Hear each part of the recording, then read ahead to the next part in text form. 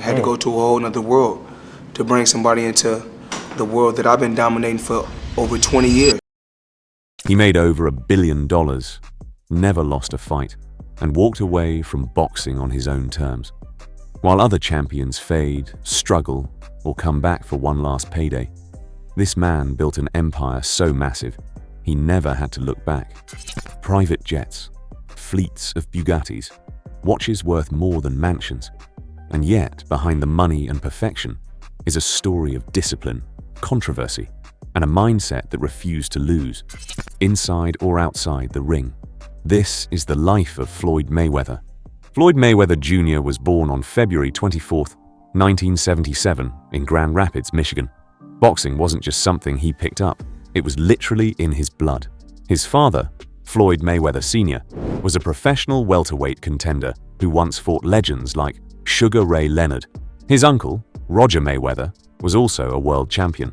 But despite being surrounded by boxing greatness, Floyd's childhood was far from glamorous. He grew up in a rough neighborhood, often surrounded by poverty, violence, and instability. There were times when his family struggled so much financially that electricity would get cut off.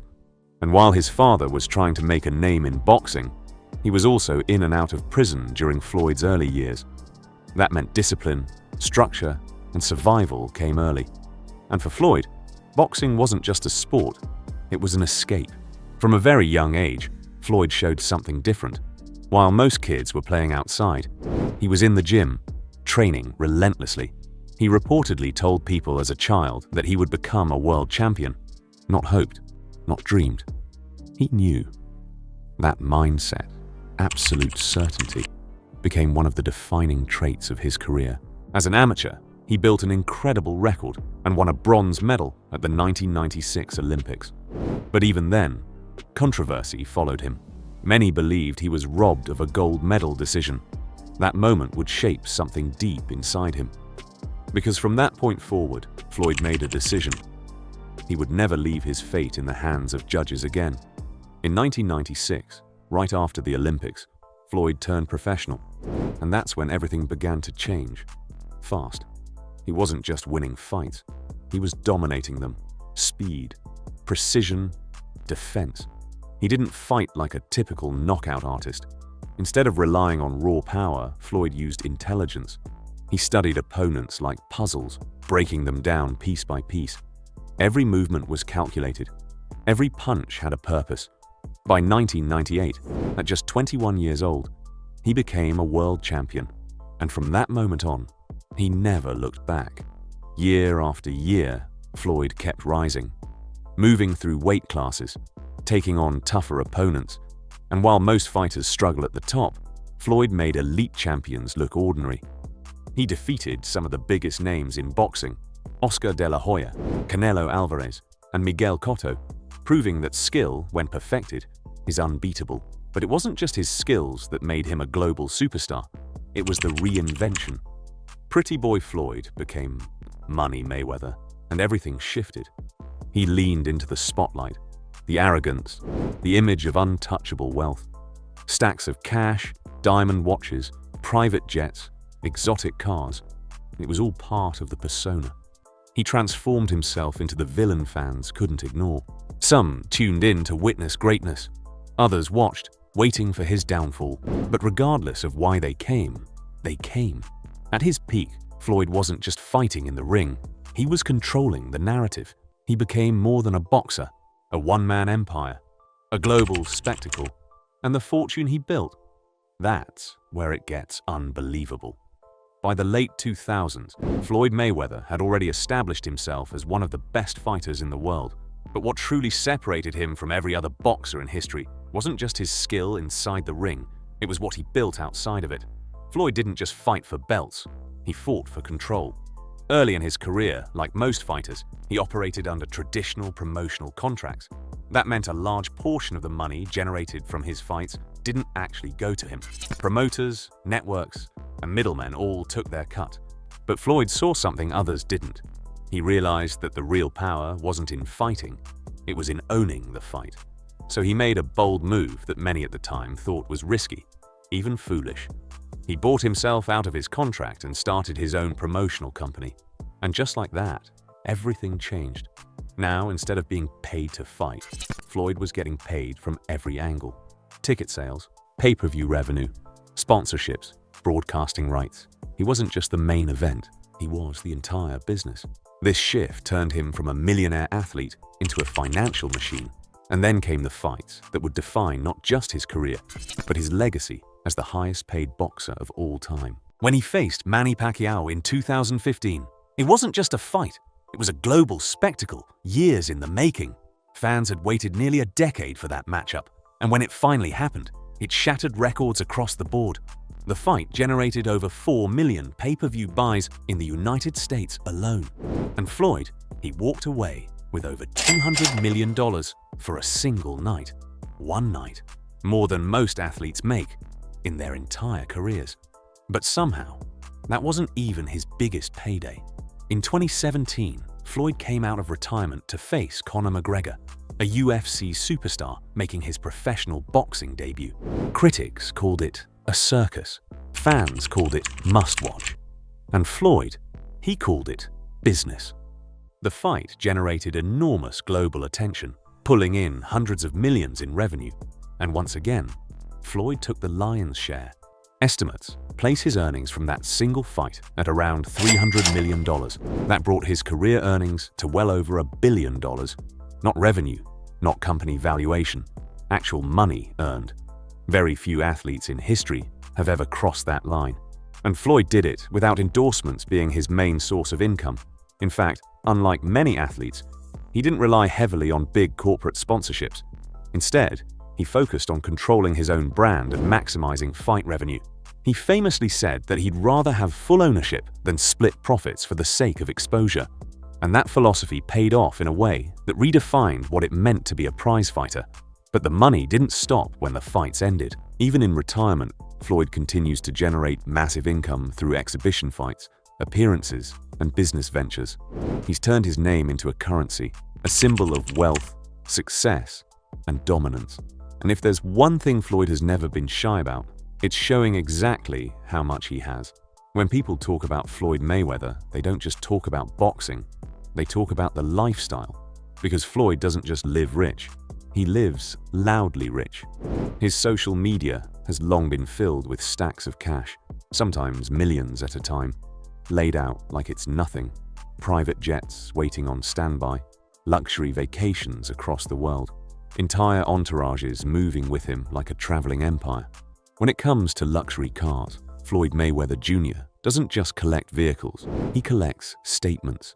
His garage, worth tens of millions of dollars, is filled with some of the rarest and most powerful machines in the world. At the top sits the Bugatti Chiron, a hypercar with a quad-turbo W16 engine, producing around 1,500 horsepower, priced between $3 and $3.5 million. He has also owned the Bugatti Veyron, another high-speed icon capable of exceeding 250 miles per hour, valued at up to $2 million. His collection isn't just about speed, it's also about luxury. Floyd owns multiple Rolls-Royces, including the Phantom, known for its unmatched comfort and priced around $500,000, and the Cullinan SUV, which blends performance and elegance at roughly $400,000. Performance cars are equally part of his identity. The Ferrari 488 GTB, with over 660 horsepower, and the Lamborghini Aventador, a V12 supercar pushing around 730 horsepower, highlight his taste for elite engineering and design. What truly sets Floyd apart is how he buys. He collects cars in themed sets, keeping fleets in different cities, white cars in one location, black in another. His garages resemble private showrooms. At one point, he reportedly spent over $6 million in a single week on cars alone. For Floyd, cars aren't just transportation, they're proof of success, discipline, and a life transformed. And it doesn't stop there. Floyd has a well-known obsession with luxury watches. We're not talking about one or two high-end pieces. We're talking about entire cases filled with diamond-encrusted watches worth tens of millions combined. One of his most famous purchases is a watch reportedly worth around $18 million. For most people, that's generational wealth. For Floyd, It's an accessory. His real estate portfolio reflects the same mindset.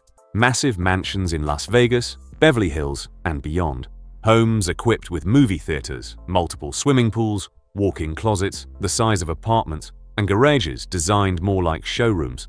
Everything about his lifestyle is built around one message. He didn't just make money, he mastered it.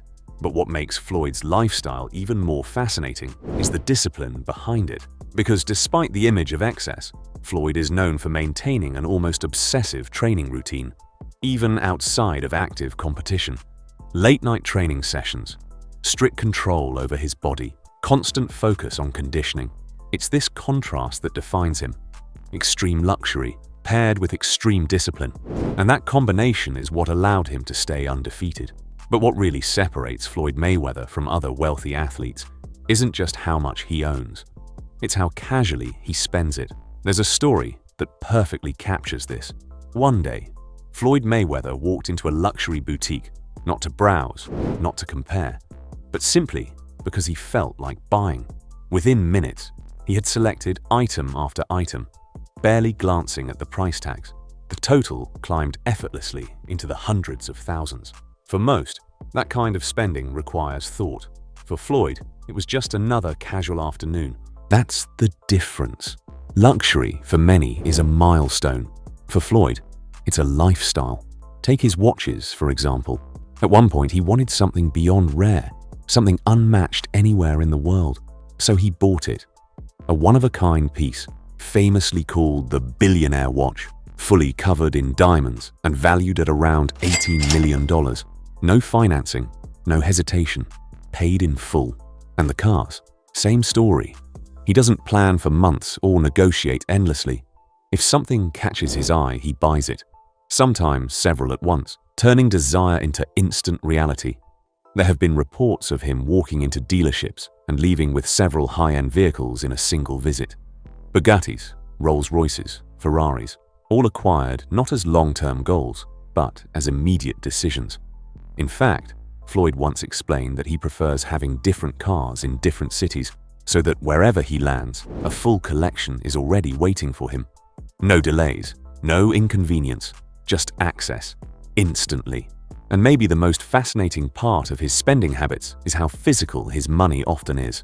While most billionaires operate digitally, Floyd has become known for carrying and showing large amounts of cash.